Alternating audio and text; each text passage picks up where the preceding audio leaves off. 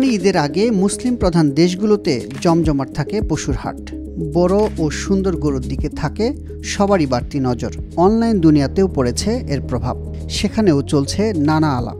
সবকিছুর মধ্যে নেটিজেনদের নজর কেড়েছে ব্রাজিলের নেলোর জাতের ভিয়েন্তিনা 19 FIV মারা মুভিস জাতের গরু, যেটি কয়েকদিন আগে ব্রাজিলের সাও পাওলোর আনন্দুতে নিলামে বিক্রি হয়েছে 40 লাখ মার্কিন ডলারে, বাংলাদেশি মুদ্রায় যা 47 কোটি টাকার বেশি।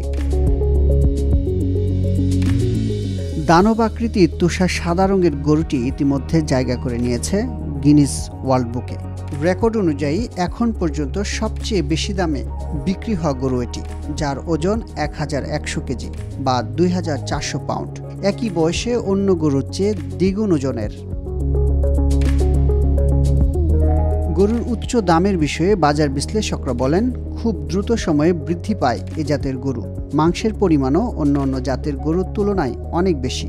দেখতে আকর্ষণীয় হওয়ায় এর প্রতি বাড়তি আগ্রহ থাকে ক্রেতাদের, ফলে এর দামও কিছুটা বাড়তি।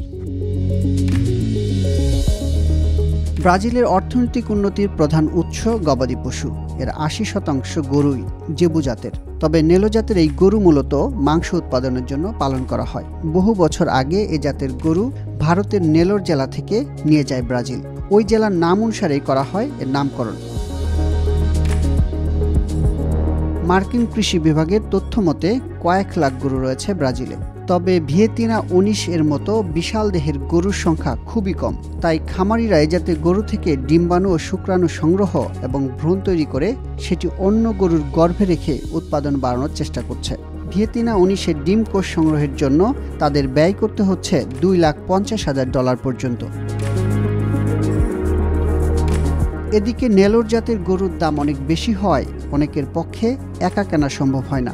সেক্ষেত্রে কয়েকজন মিলে একটি গরু কিনেন।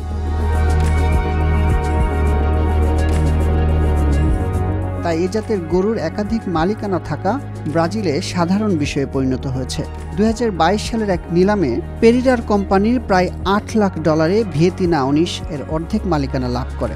বাকি অর্ধেকের মালিকানা আরেক পক্ষের। শুধু দামের দিক থেকে এগিয়ে নেই এই জাতের গরু ও ষাঁড়ের প্রতিযোগিতায় এটি অর্জন করেছে পুরস্কার। টেক্সাস ভিত্তিক চ্যাম্পিয়ন অব দ্য ওয়ার্ল্ডের মিস সাউথ আমেরিকা পুরস্কার রয়েছে এই গরুর ঝুড়িতে।